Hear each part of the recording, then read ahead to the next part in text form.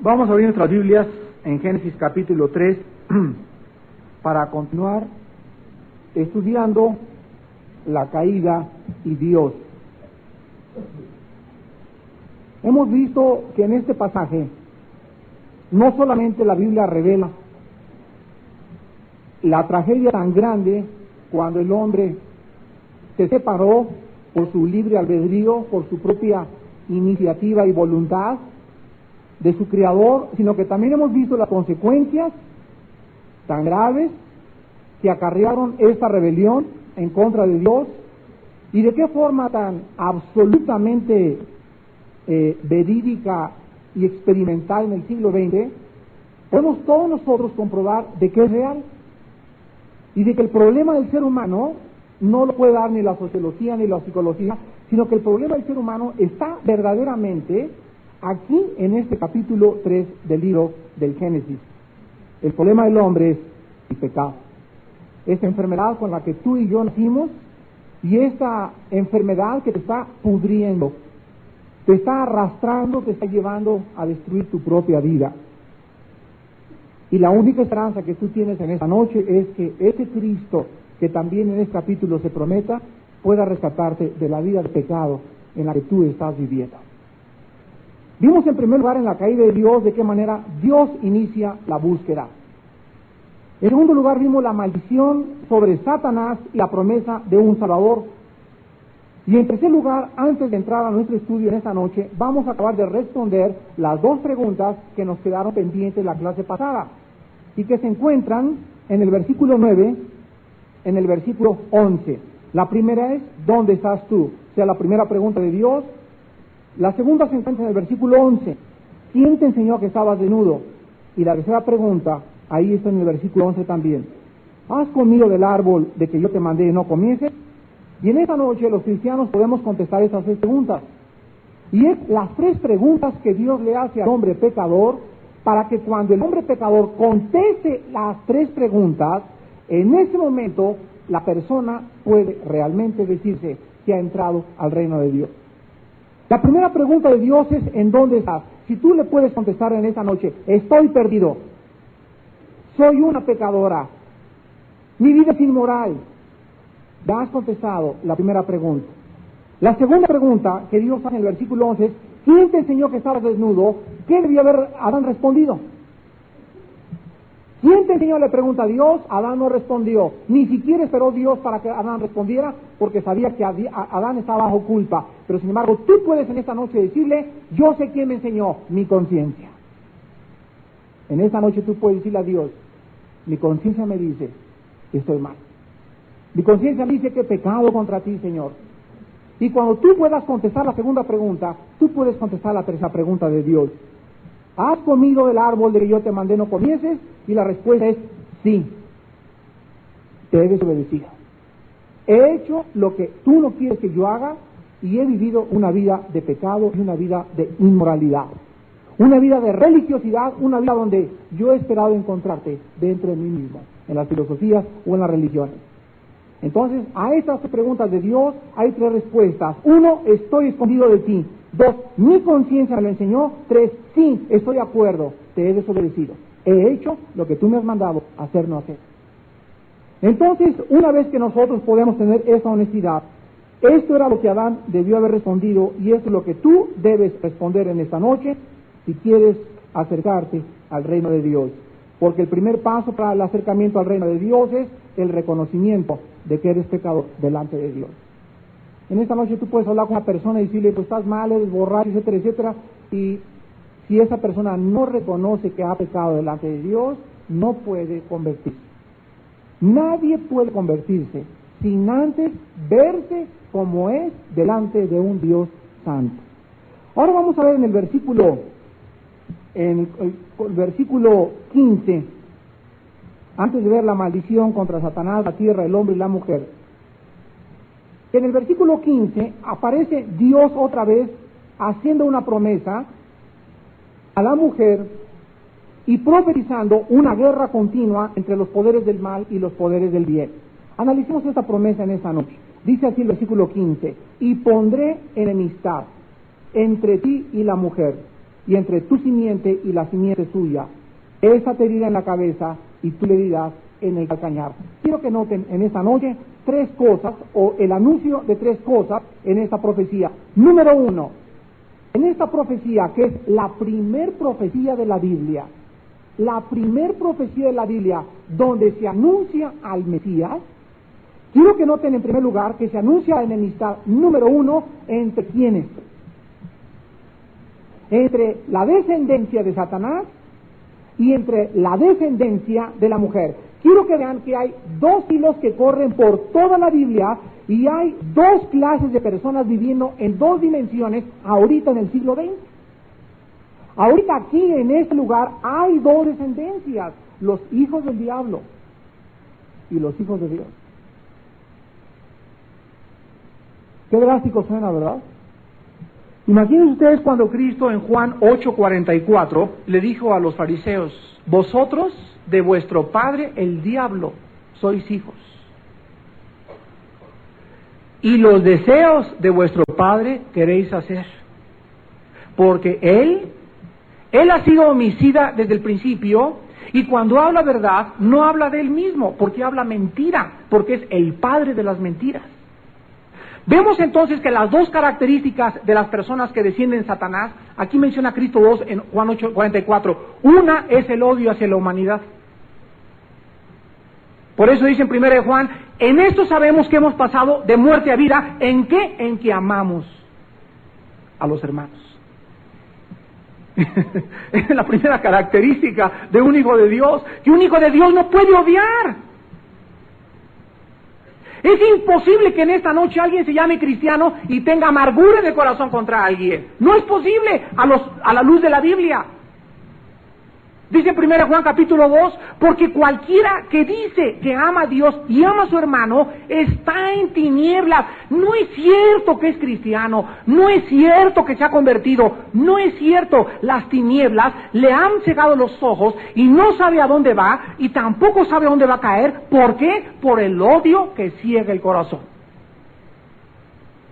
Tú te puedes enojar con una persona porque somos seres humanos, pero tú no puedes mantener ese odio, rencor o amargura contra esa persona una semana. Yo dudaría con toda mi alma de que tienes una experiencia en Cristo. El cristiano perdona, el cristiano soporta, el cristiano sigue el ejemplo de su Señor.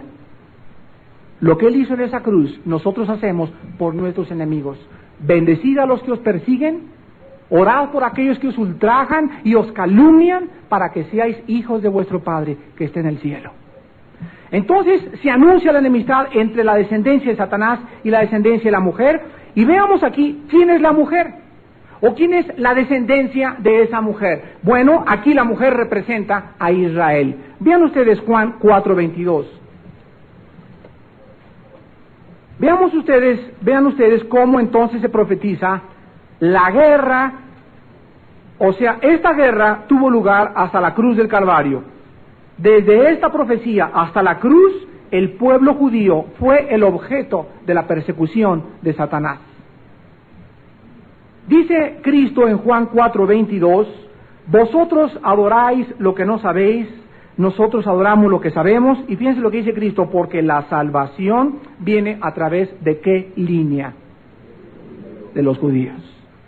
Bueno, esto lo podemos ver porque nosotros esta persecución la hemos observado, de qué manera el ataque satánico contra Israel se ha llevado a cabo a través de toda la historia.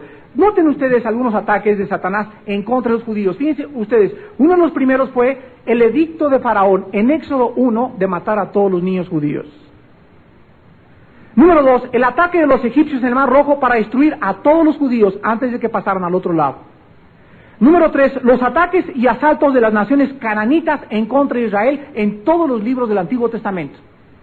Número 4, Herodes, en el momento que sabe que Cristo va a nacer o el Mesías, manda matar a todos los niños de 2 años. Número 5, la persecución de la nación judía a través de toda la historia. ¿Saben ustedes que los judíos, señores historiadores, ha sido la raza más perseguida de todas las razas que han existido?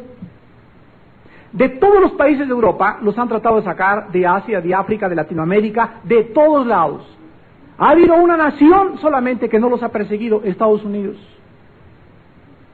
es la nación aliada del pueblo judío.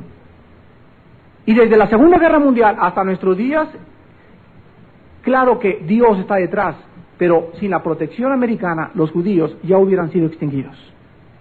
¿Quiénes los protegen ahorita de los árabes y de los rusos? Los americanos. Y yo no estoy defendiendo a los americanos, ni soy americanista, le estoy diciendo solamente lo que la Biblia dice, es la realidad. ¿Y por qué los Estados Unidos no han sido perseguidos como todas las demás naciones? La Biblia lo dice, porque Dios le dijo a Abraham, maldeciré a los que te maldigan y bendeciré a los que te bendigan. Ahora nosotros vemos también en Apocalipsis 12, cómo esta nación israelita es la que representa la descendencia del Mesías.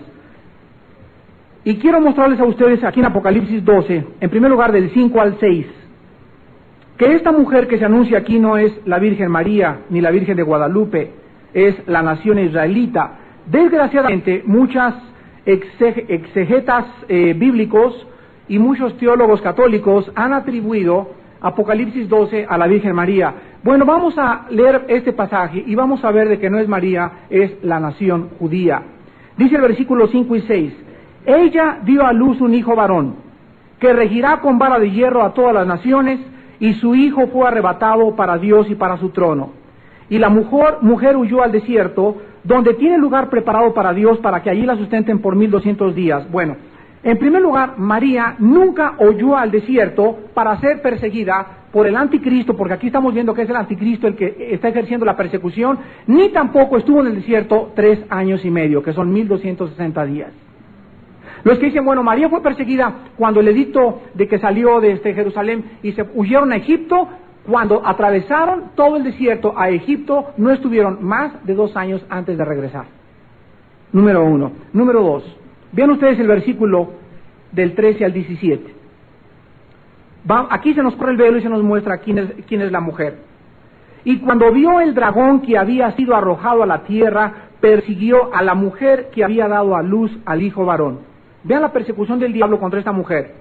Versículo 14.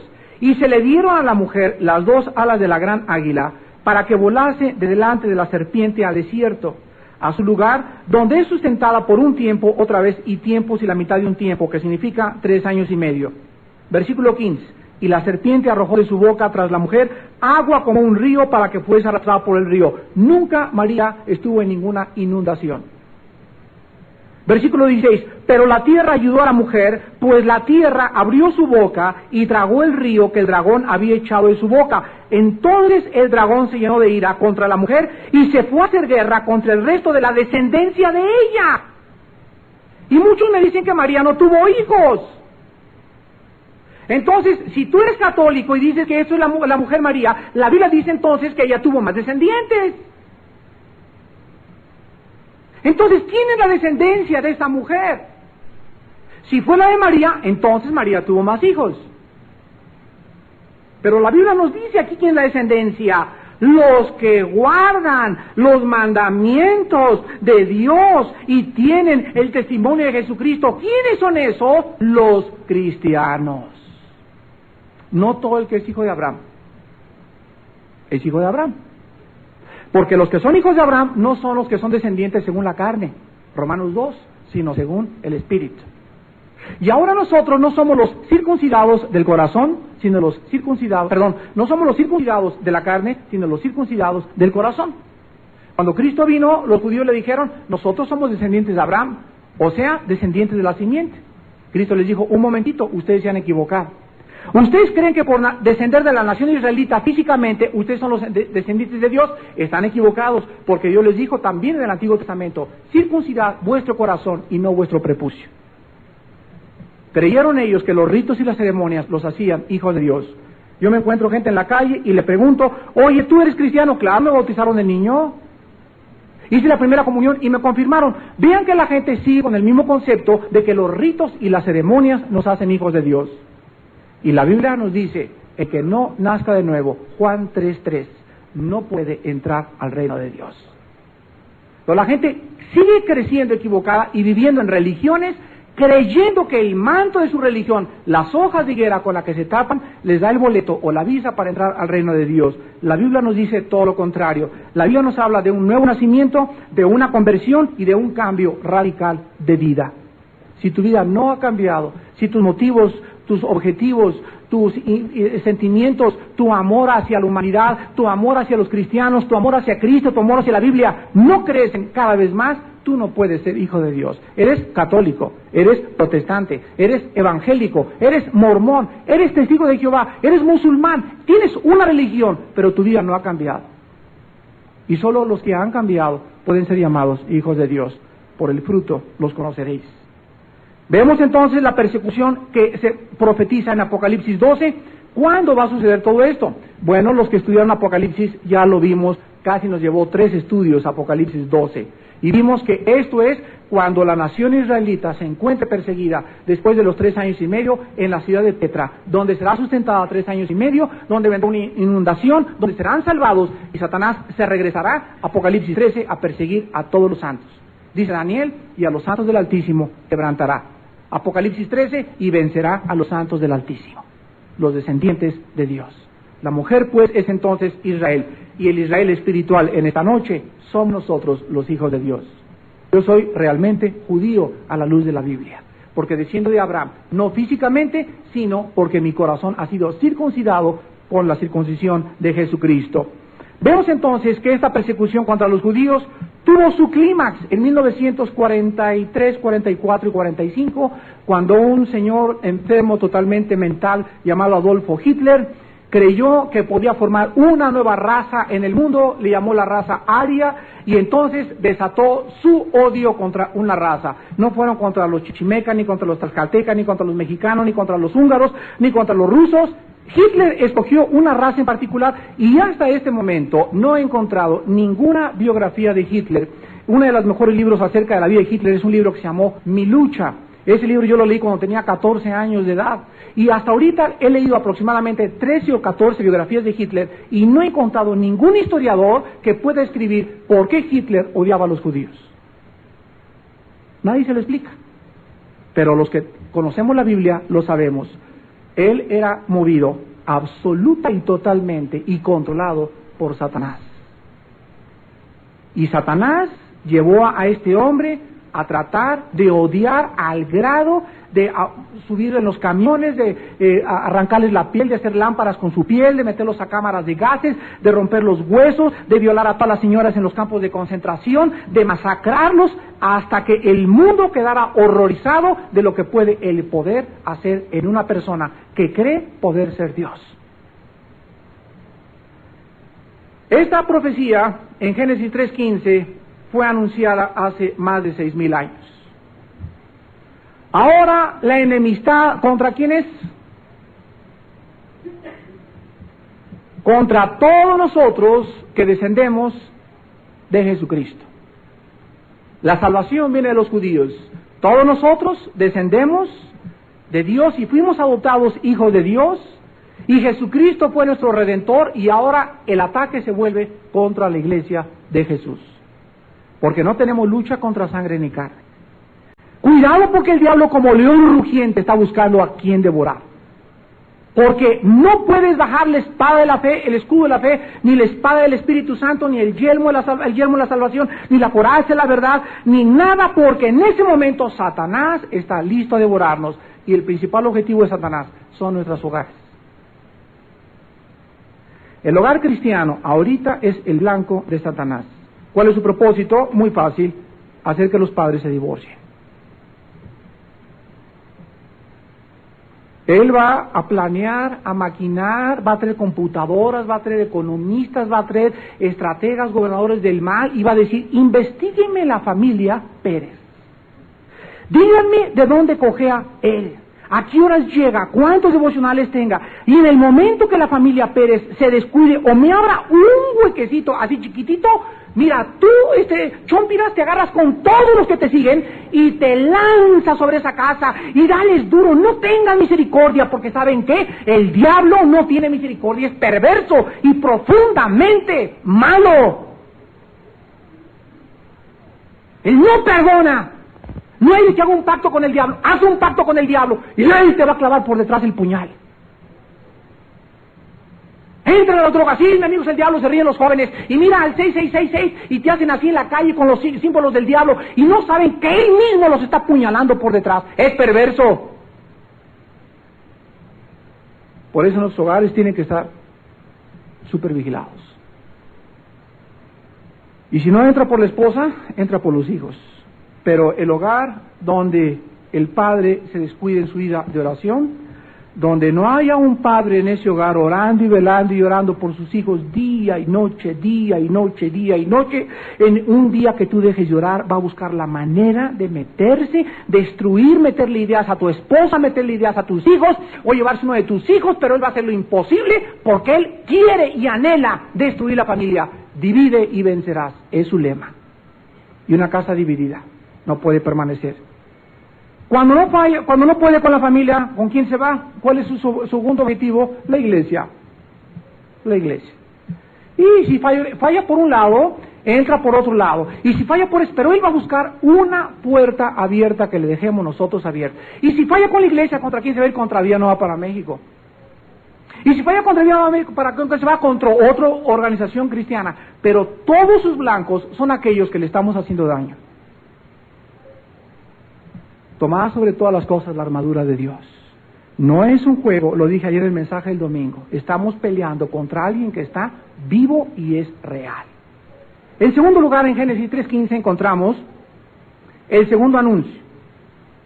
Y vean ustedes que en segundo lugar no solamente se anuncia una enemistad que va a correr continuamente, porque la palabra enemistad, apúntenla en el hebreo, es la palabra que se usó vara. Y significa odio que corre continuamente dentro del corazón. Y pondré un odio que va a correr continuamente entre ti y la mujer y entre su descendencia y la simiente suya. Pregunta, ¿qué acaso nosotros tenemos esta enemistad contra el mal? Sí. Porque nosotros no podemos amar el bien si no odiamos el mal. ¿Ya se dieron cuenta? Así como el mal nos aborrece a nosotros, no significa que yo aborrecer y cuando veo a un cuate que está borracho, te odio y te voy a estrangular porque yo soy bueno. Significa que debemos odiar lo que él está haciendo. Yo cuando veo una botella así, ¿verdad?, que entre a mi hogar, debo odiar el pecado. Cuando veo una revista con hay muchachonas en mi hogar, yo debo odiar esa revista porque va a traer malos pensamientos a mis hijos. Cuando yo veo algo que puede hacerme un daño, yo lo voy a odiar. Debemos aborrecer el mal. No podemos amar el bien si no odiamos con todas nuestras fuerzas la pornografía, la fornicación, el adulterio, las mentiras, las groserías, los malos pensamientos, las calumnias, el odio, todas las cosas que nos hacen un daño, debemos aborrecerlo. Corre en el corazón del cristiano para poder ser hijos de Dios. Vemos entonces que estas dos semillas son dos. Vean ustedes en primer lugar. Se anuncia entre tu simiente, la palabra simiente significa semilla, entre tu simiente, ¿a quién le está hablando aquí? No, porque dice, y la simiente suya, o sea, aquí está hablando a Satanás, desde el versículo 14. Dios está diciendo que Él va a engendrar una simiente. ¿Ya lo vieron? Entonces, por toda la historia va a venir una semilla, o sea, los descendientes de Satanás. Y entre la simiente suya. Muy bien, ¿quién es la simiente de Satanás? El anticristo. Va a ser la personificación final. ¿Y quién es la semilla de la mujer? Vean Gálatas 4:4. Qué cosa más hermosa. Esta es la explicación a las genealogías bíblicas. Gálatas 4:4. Así también vosotros, pero cuando vino el cumplimiento del tiempo, Dios envió a su Hijo nacido de mujer y nacido bajo la ley. Ahora Gálatas 3:16. Gálatas 3:16. Ahora bien, a Abraham fueron hechas las promesas y a su ¿quién? Veamos, no dice y a las simientes como si hablase de muchos, sino como de uno y a tu simiente, la cual. es Cristo. Entonces, Cristo es la simiente de la mujer. Pero Cristo tenía que descender de la línea de la mujer. ¿Y quién es la línea de la mujer? Bueno, toda la raza humana desciende de 3 hijos, de Sem, de Cam y de Jafet. Los 3 hijos de Noé son los progenitores de todas las razas, amarilla, negra, anglosajones, etcétera, etcétera. ¿De dónde, de qué raza provienen los judíos y de qué hijo de Noé? Bueno, los judíos descienden de Sem, son la raza semítica. Cam son todos los descendientes asiáticos, chinos y negritos. Y nosotros de los anglosajones o de Europa venimos de la semilla de Jafet. Y esto lo vemos a través de toda la historia, y nosotros encontramos entonces desde el Génesis que y Matusalem engendró a Juan, y Juan a Tiborio, y Tiborio a Filomeno, y Filomeno tal y tal, y siempre yo me preguntaba, o sea, la Biblia, bueno, ¿y a mí qué me interesa? ¿Cuál es el propósito? Y luego leí aquí en el Nuevo Testamento, toda palabra es inspirada por Dios. También las genealogías le preguntaba yo a Dios. También las genealogías. Y toda escritura es útil para enseñar. ¿Y qué aprendo yo de las genealogías? Bueno, muy fácil. Aprendo de que el pueblo judío es el único en todo el mundo que tiene genealogías. Ve un mapa y ponte esta mañana en tu casa a ver desde Adán. Y después mató Caín a Abel. Después tacha a Abel, está muerto, después viene Sem. Entonces la semilla no podía venir de Caín, porque Caín mató a Abel y Caín era el hijo del maligno, dice 1 Juan 3. Hijo del maligno. La semilla, en primer lugar, comenzó a través de Caín. Y dice en 1 Juan 3, todo aquel que hace injusticia es hijo del maligno. Entonces Cristo tenía que venir de Set, el tercer hijo de Adán y Eva. Y de ahí ves la genealogía que sigue, hasta que llegamos a José y a María. Y encontramos que José y María tenían, para poder ser realmente y jurídicamente y legalmente padres del Mesías, tenían que descender ¿de quién? De la semilla. ¿Y de dónde desciende José y María? De los 2 hijos de Salomón, hijo de David, de Salomón, de todos los hijos que tuvo, era Salomón el escogido para que fuera la semilla, la progenitora del Mesías. Y vemos pues a José y a María, que entras a Lucas y entras a Mateo, y lo primero que comienza es, hijo de tal, hijo de tal, hijo de tal, hijo de tal, hijo de tal, y el Nuevo Testamento nos presenta en primer lugar la descendencia de José y la descendencia de María. ¿Por qué? Para que se cumpliera la escritura de que el Mesías era realmente Jesucristo, el que murió en una cruz hace 2000 años. El otro día me encontré un Maharashi y me dice, yo soy el Mesías. Y le digo, ¿de veras? ¿Y quién fue tu tatarabuelo? Bueno, le dije, ¿no sabes que la Biblia nos muestra que para que el Mesías haya sido realmente el Cristo tenía que descender de la semilla prometida en Génesis 3.15? Ni siquiera sabía que era Génesis 3.15. Le dije, tú desciendes de Doña Chole, yo creo. Ahora bien, en segunda de Tesalonicenses, cómo todas las 2 profecías convergen en estas 2 personas. Hemos visto que Satanás desde el principio ha tratado de imitar el poder de Dios. Las plagas en Egipto, en Éxodo, los brujos repiten las plagas. Y así durante toda la Biblia vemos, Dios planta, el diablo planta. Dios da dones, el diablo da dones. Dios sana, el diablo sana. Hay el don de hablar en lenguas, también hay el don de hablar en lenguas falsos. Hay el don de sanidad legítimo, hay el don de sanidad falso. Hay profetas buenos, hay profetas falsos. En todo está así Satanás. Dios hace esto y Satanás esto. Esto y esto, esto y esto. Por eso se nos pide no confiar en nada de lo que vemos. Oímos, sentimos, palpamos o gustamos, sino en aquello que está escrito, el justo por la fe vivirá. ¿Por qué? Porque los milagros pueden ser falsos. Aun cuando me dicen la gente, mira Armando, vamos a un culto donde están sanando, etcétera, etcétera, hay un peligro grandísimo, porque la mayor parte de las personas van para la sanidad. No van porque Cristo murió por ellos en una cruz en el Calvario. Y entonces el cristiano comienza a depender en ver y no en experimentar el poder de Dios en la santidad y en la consagración de su propia vida. Cristo dijo, la generación perversa e incrédula demanda señal. Y esta es la del siglo XX. Vean ustedes, el 90% de las iglesias están buscando, tienen comezón de oír y están buscando ver milagros y ver milagros y ver milagros. La generación perversa e incrédula busca señal, pero señal no les será dada más que la señal del Hijo del Hombre. Cristo, poder y sabiduría de Dios. Cristo resucitado es lo único que necesito yo saber para poder saber que mi Señor está vivo. Gracias a Dios por cuando Dios sana y cuando no sana, pero yo no puedo basar mi vida en milagros ni estar creyendo que porque una persona tiene don de sanidad puede ser de Dios. Puede ser que sí y puede ser que no. Dice en 2 de Tesalonicenses, capítulo 2, versículos del 7 al 10, de qué manera estos milagros van a aumentar en los últimos tiempos. Porque ya está en acción el misterio de la iniquidad. Solo que hay quien al presente lo detiene hasta que él a su vez se ha quitado del medio. Y entonces se manifestará aquel inicuo a quien el Señor matará con el espíritu de su boca y destruirá con el resplandor de su venida.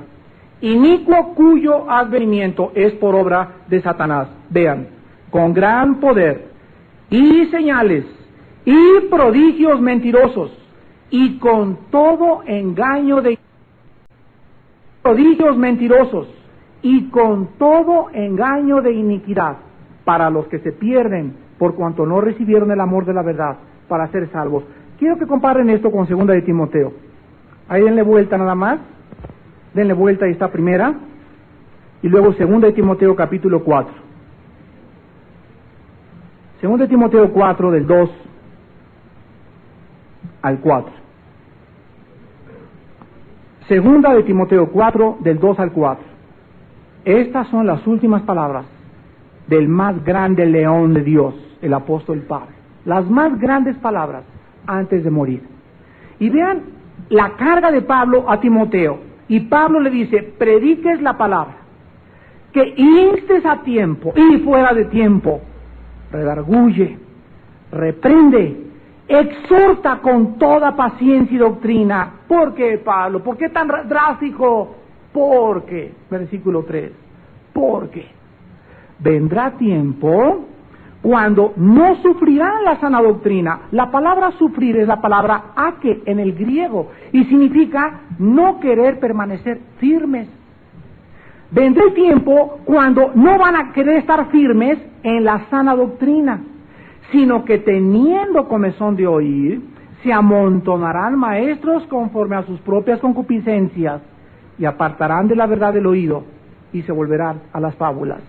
Esta época es la época nuestra. La gente quiere oír no la sana doctrina, la gente quiere oír lenguas, milagros, que se caen, que se levantan, que se aparecen a Tacachucha anoche, que visiones, que el ángel, y todos los cristianos quieren que les den algo que les agrade. Los oídos les rascan dentro de su corazón por oír algo que pueda agradarlos, pero en cuanto se les dice, carga la cruz, ¡nah! Y se van a una iglesia donde puedan hacerles así en los oídos, donde no se les pida el precio de seguir a Jesucristo.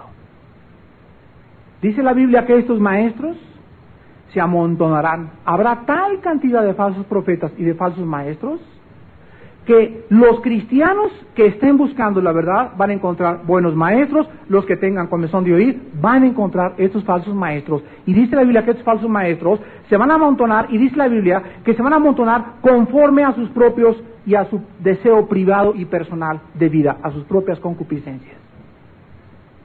Y apartarán de la verdad del oído y se volverán a las fábulas. La palabra fábulas es la palabra griega mitos, con TH, de donde tenemos la palabra mito, de donde tenemos la palabra mentira o historia o leyenda.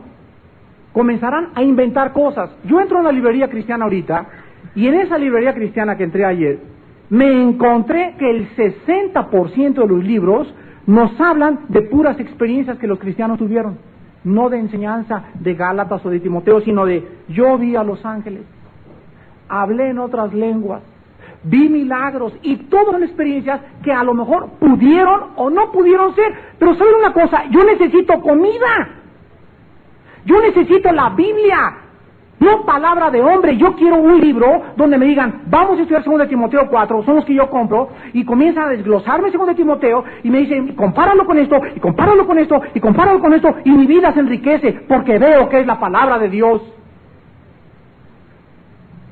Por eso, me chocan las novelas cristianas. Corre, Nicky, corre. Pues córrele detrás de Nicky.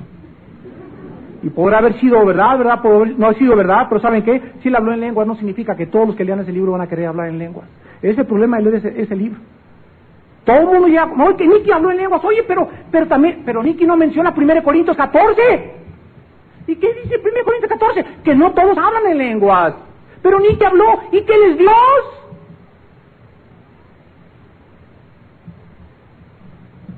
Encontramos en tercer lugar, el tercer anuncio, se mencionan 2 heridas. Se menciona la enemistad, se menciona 2 semillas y se mencionan 2 heridas.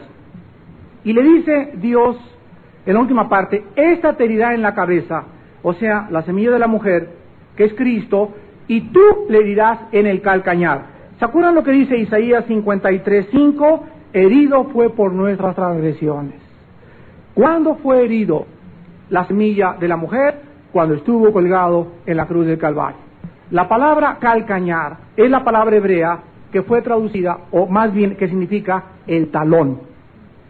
El talón encontramos nosotros en la propia mitología griega, en la vida de Aquiles, que era un héroe mitológico de Grecia, y decían los enemigos de Aquiles que él era invulnerable, pero tenía un solo punto vulnerable.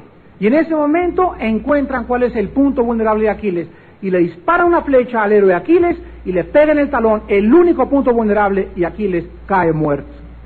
La mitología griega nos enseña que todos tenemos un punto vulnerable. El punto vulnerable de Goliat no fue aquí porque tenía un escudote, no fue aquí atrás de la cabeza porque la tenía cubierta totalmente, no fue las piernas porque estaba forrado de acero. David dirigió su piedra al único punto que no tenía cubierto, que era entre la nariz y arriba de la ceja. En el original hebreo significa entre la nariz y la ceja. Cristo tenía el mismo punto vulnerable, que era exactamente eso. La primera herida es el golpe final, el golpe en el calcañar, y la segunda herida no se ha cumplido. Vean ustedes Apocalipsis 20:10. Apocalipsis 20:10.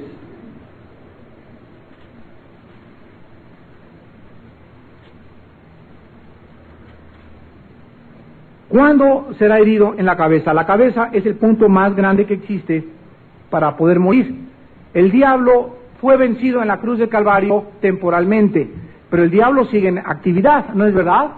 Dice Colosenses 2 que él fue hecho un espectáculo público y Cristo lo exhibió públicamente venciendo sobre él en la cruz del Calvario, quitando el acta de decreto que era en contra de nosotros y exhibiéndola públicamente triunfó contra todos los poderes del mal. Pero el golpe final no lo ha recibido Satanás, el golpe final lo recibirá después del milenio, después del reino de Dios en este mundo. Dice Apocalipsis 20:10, y el diablo que los engañaba fue lanzado en el lago de fuego y azufre.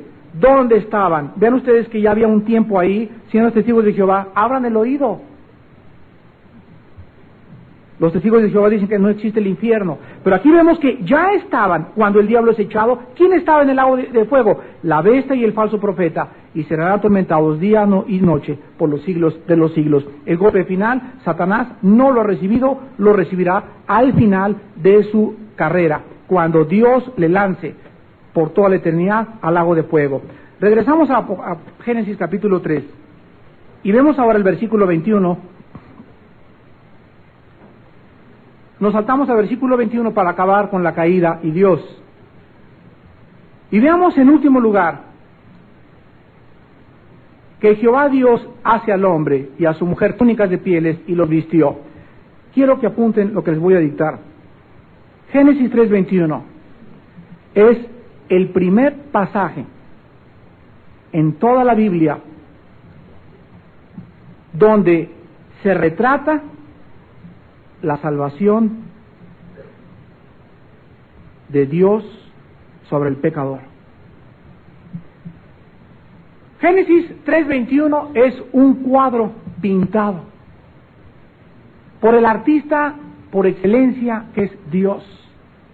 Y Dios en la Biblia muchas veces no nos habla a través de palabras directas, muchas veces usa ilustraciones que Cristo llamó parábolas.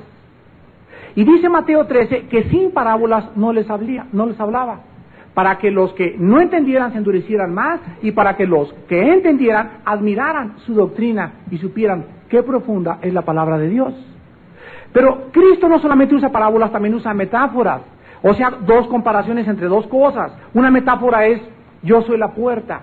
Cristo no era una puerta, se está comparando con una puerta.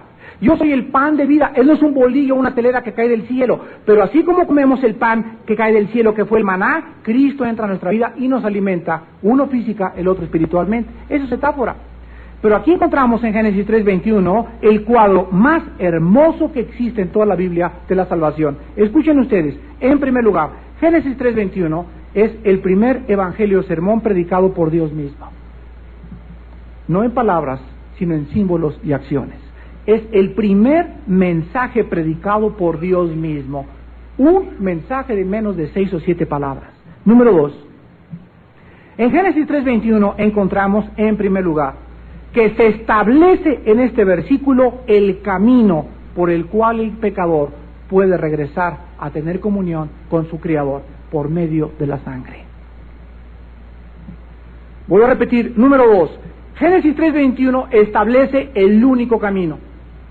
No es a través de peregrinaciones, no es a través de intercesores, no es a través de cardenales, ni de santos, ni de vírgenes, ni de mandas, ni de viernes primero, ni de cuaresmas. Es a través de la sangre preciosa de Jesucristo. Hebreos 9:22. Sin derramamiento de sangre no hay perdón de pecados. Y el que quiera entrar por otro lado, sin la sangre de Cristo, está bajo la maldición de Dios. Encontramos también, en tercer lugar, que en este versículo Dios nos muestra que Él es el que provee los medios y no el hombre. Ya viene Adán con su tanga delante de Dios y le dice: Dios, ¿verdad? Ponte tanga, ponte lo que quieras, nada te puede servir. Tú no puedes encontrar el medio para regresar conmigo. Yo te voy a vestir. Dios, al momento de darles túnicas, encontramos en Génesis 3:21 el primer derramamiento de sangre. ¿Quién es el que derrama por primera vez la sangre en este mundo? El mismo Dios. ¿Con qué propósito? Con el objeto de enseñarnos desde el principio que para que los haya cubierto con túnicas, Dios tuvo que haber matado un animal. ¿Qué mal es Dios? Son sus animales. ¿Y por qué los mata? Porque Él da y quita. ¿Y por qué? Porque Él es soberano. Pobres animalitos. Tú no sabes que muchas veces es mejor la muerte que la vida. ¿Tú juzgas que es más cruel vivir que morir? ¿O morir que vivir? ¿Por qué mató a Dios a tan en el temblor? Oye, ¿y qué querías que siguieran vivos? ¿Qué querías que siguieran sufriendo en este mundo? Para ti, en tu perspectiva, es mejor quedarse vivo. Para Dios, dice Pablo a través de Dios, para mí el morir es ganancia. Dios entonces provee a través de la sangre el camino, y vemos en último lugar que por primera vez en la Biblia se nos muestra, se nos ilustra que es a través de un sustituto, un inocente en nuestro lugar, el camino del regreso al cielo. Tuvo que morir un animalito, no sabemos si fue un conejo, un armadillo, un tejón, o quién sabe qué animal habrá matado Dios, pero cualquiera que haya sido, ¿qué culpa tenía Él de lo que el hombre había hecho? Ninguna, ¿verdad? ¿Qué culpa tenía Cristo? El hecho más sublime que los cielos, ninguna. Pero Él, que no conocía pecado, 2 Corintios 5:21, por nosotros se hizo pecado, para que nosotros fuésemos hechos la justicia de Dios en Él. Isaías 53, mas Él herido fue por nuestras rebeliones, molido por nuestros pecados. Vean, Él por nosotros. Nuestro pecado fue en Él, Él por nosotros, Él en nuestro lugar. El santo, nosotros los malos. El bueno muere, los malos no tienen más que creer en lo que el bueno hizo. Desde el principio se nos muestra, sin un inocente no puedes entrar al reino de Dios. Y en último lugar encontramos en el versículo 24 que Dios saca al hombre del huerto del Edén. Y dice el versículo 24, echó pues fuera al hombre y puso al oriente del huerto de Edén querubines y una espada encendida que se revolvía por todos lados para guardar el camino del árbol de la vida. Aquí encontramos el clímax de todo. quiero que noten una espada encendida. La espada representa el recordatorio de que estaban separados de la gloria de Dios por un instrumento de justicia y de juicio. La espada significa en la Biblia no solamente un instrumento de muerte, sino que también significa, como dicen los abogados, la espada de la jurisprudencia. ¿No han visto el símbolo de los abogados? Cómo tienen una balanza y tienen una señora vendada con una espada. O sea, el juez tiene que ser imparcial para poder administrar la justicia. Es lo que significa ese símbolo. O sea, el juez cuando llega a juzgar no puede tener los ojos abiertos porque decir, ahí está mi mamá, ahí sí le voy a dar fianza, a este cuate ni lo conozco, échenle 5 años de prisión. No, para que podamos ser justos e imparciales, nuestros ojos tienen que estar vendados ante nuestros hijos y ante nuestra propia familia. Tenemos que ser imparciales en cuanto nosotros juzgamos. Desgraciadamente no es así en la experiencia, pero la espada está representando entonces que el hombre fuera del huerto, y se pone la espada representando que el hombre no puede regresar a aquello que simboliza la justicia y la muerte, porque el hombre es pecador. Para que sin santidad, Hebreos 12, versículo 14, nadie podrá ver a Dios. Tú tienes que ser santo para entrar al reino de Dios, y no lo eres. ¿Sabes qué? Yo tampoco lo soy, ni nunca pude, ni tampoco trataré de poder ser santo. Gracias a Dios que hay alguien que ha entrado a mi corazón, que es Jesucristo, y Él es el santo de los santos, y por Él vivir dentro de mi vida es diferente. Y cuando yo intentaba portarme bien no podía porque yo era pecador, pero cuando yo acepté y creí que alguien había muerto en mi lugar, que un inocente me ofrecía sus manos taladradas, su costado perforado, y veía en esa cruz el odio del hombre hacia Dios y el amor de Dios hacia mí, el amor de Dios conquistó mi odio, mi amargura y mi pecado. Me derrotó hace 13 años, caí de rodillas y le dije, Señor, mi vida no puede seguir de esta manera, yo te necesito. Sería un loco si yo creyera que puedo vivir sin ti. Creo lo que tú has hecho por mí en la cruz. No entiendo todavía muchas cosas, pero una cosa sí entiendo, que yo te necesito. Y que tú eres el quien tiene la complacencia, y tú, Señor Jesús, eres el que agradó al Padre, y tú eres el Mesías, probado proféticamente, probado históricamente, geográficamente, arqueológica, geológica, y de cualquier ciencia está probado que Cristo realmente era el hombre que Dios había enviado a unirnos en esa cruz con el Padre Santo. Desde el principio del Génesis encontramos que la santidad es indispensable para entrar al reino de Dios. Sean santos porque yo soy santo, dice el Señor. Y sin santidad, repito, nadie podrá ver a Dios. ¿No quisieras tú en esta noche entrar al reino de Dios? Tú has tratado de agarrarte a trancazos con el querubín, y sabes que la espada que él tiene te puede cortar la cabeza y te puede hacer trizas en 3 minutos. Otros han querido entrar al huerto del Edén de rodillas, y llegan con el querubín y mira mis rodillas, mira mi sangre, mira mi manda, mira mi cola de caballo, y el querubín dice, fuera con todo y sacrificio. Otros han querido llegar con un título, mira querubín, yo soy religioso, fuera con la espada de la justicia. Aquí nada más entra por medio de 2 cosas, de la sangre y de la muerte de un inocente. Pues voy a hacer mi propia sangre, mi propio sacrificio. Eso es lo que han hecho todas las tribus del África y todas las tribus paganas. Todos absolutamente han derramado sangre. Y entre las tribus salvajes se cortan y hacen pactos de sangre y sacrifican animales y sacrifican. Los aztecas sacrificaban cuerpos humanos para agradar a los dioses. ¿Quién puso en el ser humano el instinto de que era la sangre lo que placía a los dioses? La conciencia que Dios puso en cada uno de nosotros. Pero no es la sangre de machos, ni de cabríos, ni de sacrificio humano, ni de los jíbaros que reducen las cabezas, ni de nadie. Es la sangre preciosa de Cristo, y no la tenemos que derramar nosotros. Él lo hizo por nosotros en esa cruz. Él lo ha hecho todo para que nosotros comprendamos que de tal manera amó Dios al mundo, que ha dado a su Hijo unigénito, para que todo aquel que en esta noche crea en Él no se pierda, mas tenga la vida eterna. Hermanos, el camino al huerto ha sido abierto por la sangre de Cristo. En la cruz del Calvario ahora existe la puerta para entrar al paraíso. Y ahora los querubines están juntos para impedir que nadie entre más que bajo los requerimientos del Dios y Padre de nuestro Señor Jesús. Yo soy el camino, yo soy la verdad, yo soy la vida, nadie va al Padre si no es por mí. Ven a Cristo en este momento para que puedas tener acceso, tú como pecador, ante la presencia de un Dios santo. Oremos.